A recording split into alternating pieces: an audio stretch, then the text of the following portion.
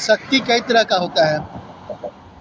मन की शक्ति, तन की शक्ति, धन की शक्ति, पर उस सबसे भी बड़ी है आत्मशक्ति, और उससे भी बड़ी है सहन शक्ति। जो सीता देवी जी तो तुम लोगों को बहुत दिखा दी, पर अब जो शक्ति और शक्ति दिखाई जाएगी उससे बच के रहना।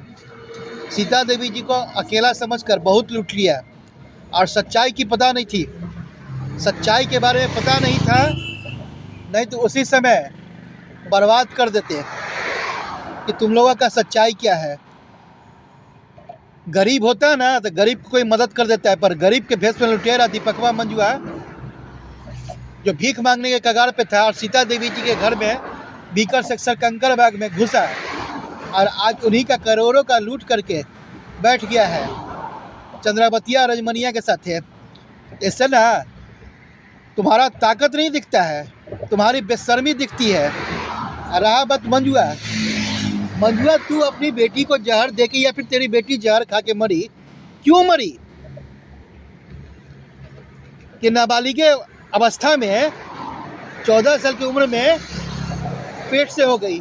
यही काम तो तू भी की थी, यही काम तो तू भी की थी अपने समय में, कि नाबालिग थी और कुंवारे भी थी, तब तू भी तो यही कुकर्म की थी। नेजिया के बाप के साथ मिल करके फ्लैट के कई आदमियों के साथ संबंध बनाई हुई थी। अगर यही काम तुम्हारे साथ के सब सुनता है तो यही बोलता है कि सब यही काम तुम्हारे साथ किया होता तो अपने अवैध संबंध को छुपाने के लिए जो कई आदमियों से अवैध संबंध बनाई हुई थी ना, शादी कर दिया गया तुम्हारा कि तुम्हारा गंदी हरकत छूट जाए। पर जिसका खानदान ही इसी तरह का, दीपकवा तुम्हारा भाई कंकड़बाग में रहा, वहाँ भी अवैध संबंध बनाया, गाँव गया वहाँ भी अवैध संबंध बनाया, अखागड़िया गया वहाँ भी अवैध संबंध बनाया। तुम्हारा भतार नारायणा उसका भी वही हाल। तो तुम लोग तो पाप के पैदाइश हो, तुम्हारी मतारी का भिखनिया का वही हाल, तुम्हारा वही हाल। और जो बेटी जब पैदा की ममता, वो तुम्हारा चाल चलन देख करके वह भगत की 14 साल में ही हाल। तो गांव वाला सब बता रहा है कि एक गवाही दे रहा है, पेपर में छपा है तुम्हारा जहर देने खाने जो भी कांड रहे।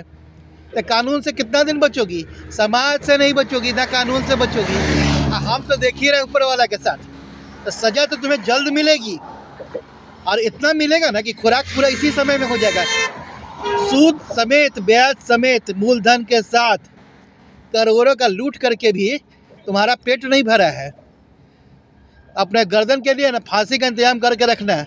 जो सबको जहर दे करके मारती हो ना, आपने गैंग बना के रख लो सरोजवा को, लगता है तुम लोग का जहरीला गैंगे है। देखो तुम्हारी दोस्त है ना डेजिया, आइको सरोजवा, उसका भी यही हाल है कि बीकर सेक्शन में रह करके ओकरो पेपर में छपा है। मेरा भाई जो कांड करके आया था ना गाड़ी चोरी में, सब दिखाएंगे एक एक करके, टेंशन मत लो। और दुनिया जानेगी। 20 साल पुराना कहता है, बोलने पे दीपकवा कहता है ना कि गरा मुर्दा का उखाड़ते हैं। अरे तो गरा मुर्दा कौन कहता? तू ही लोग ना मार के मुर्दा करके गारा है। तो मुर्दा तो निकलेगा कब्र से, तुम लोग को उल्टे गारेगा। खजाना कहीं मिल जाए किसी को तो कहेगा कि खजाना मिल गया है, खजाना को निकाला जाए कि नहीं। तो गरा हुआ खजाना निकलेगा, गरा हुआ मुर्दा नहीं निकलेगा, मुर्दो निकलेगा। और तुम लोग के पाप को लेकर निकलेगा, और सारी दुनिया देखेगी, और तुम भी देखेगा, और सजा भी पाएगा। कानून से भागने से क्या होगा? 2-4 गो टटपुंजिया कानून के आदमी को मिला करके अब दुनिया देखेगी। जितने छुपाओगे ना उतने ज़्यादा देखेगी। तुम लोग का पाप, तुम लोग का कुकर्म, और जो भी तुम लोग का साथ देगा ना, पिपरा गांव का आदमी हो या पटना का जो भी हो, चाहे जहाँ का हो, वो भी भागीदार होगा और सजा भोगेगा तुम्हारी लोग के साथ में।